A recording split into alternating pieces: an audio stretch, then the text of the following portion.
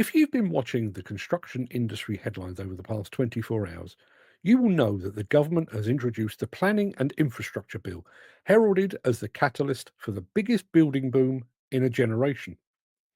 This admittedly ambitious legislation is designed to accelerate the construction of 1.5 million homes by the end of the decade, streamline planning processes, and unlock the nation's infrastructure potential. By cutting through bureaucratic delays, the government envisions an economic surge, improved connectivity, and enhanced energy security. The Deputy Prime Minister and Secretary of State for Housing, Angela Rayner, has promised seismic reforms to help builders get shovels in the ground faster, removing obstacles that have long delayed vital projects. The bill proposes measures such as allowing councils to acquire land at lower prices, even from unwilling sellers, and limiting the ability of environmental groups and local committees to delay major developments. It also promises to reform how clean energy projects are connected to the grid, replacing the slow and outdated first come, first served system with a more efficient approach. These changes, on paper, appear to be the long awaited solution to the country's chronic housing shortage and infrastructure stagnation. But while planning reform is a crucial step, it raises a more pressing question. Is reforming planning laws enough to rejuvenate the UK's construction sector when we're facing a growing shortage of skilled and competent workers? For years, the construction industry has struggled with a lack of skilled labour. This problem has been exacerbated by deep funding cuts to further education colleges, institutions that are essential in training the next generation of construction professionals. Without adequate investment in training, the industry is unable to produce enough workers with the expertise needed to meet demand. Apprenticeship programs, which once served as a cornerstone of workforce development, have also been in decline, worsening the skills gap just when the sector needs more workers than ever.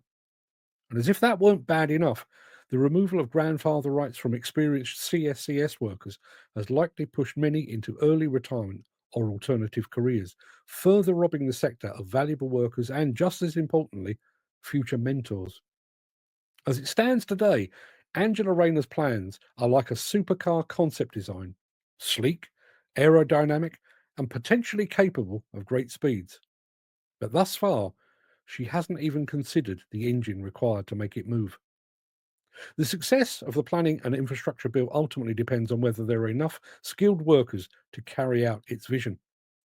Faster planning decisions and project approvals are meaningless if there's not enough people available to build homes, roads, and energy infrastructure that the government envisions.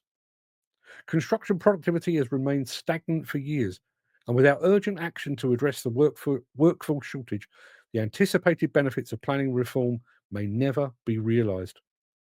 If the UK is serious about a building boom, it must go beyond changing planning laws.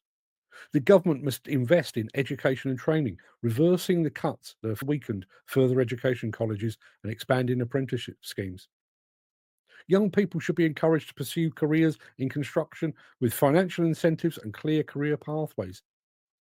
Heritage trades must also be actively promoted to ensure that traditional skills don't die out, leaving critical gaps in the workforce. At the same time, the industry needs to embrace technology to improve efficiency and reduce reliance on labour.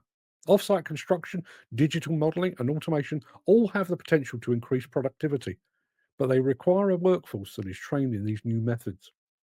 The construction sector can't afford to rely solely on traditional techniques if it wants to meet the demand that planning reform is supposed to unleash. Planning reform is a step in the right direction, but is only one piece of a much larger puzzle. Without a parallel focus on training, workforce development, and technological advancement, the UK risks having a legal framework for rapid construction, but no workers to actually do it. The government needs to acknowledge that a shortage of skills is just as big a barrier to growth as a slow planning system. If the UK truly wants to build at the scale and speed promised, it must ensure that it has the workforce capable of making it happen.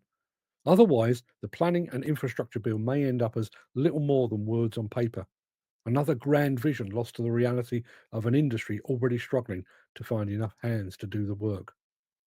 In short, there is a two headed serpent blocking the road to construction progress. With her seismic reforms, Angela Rayner may well have chopped off one of those heads.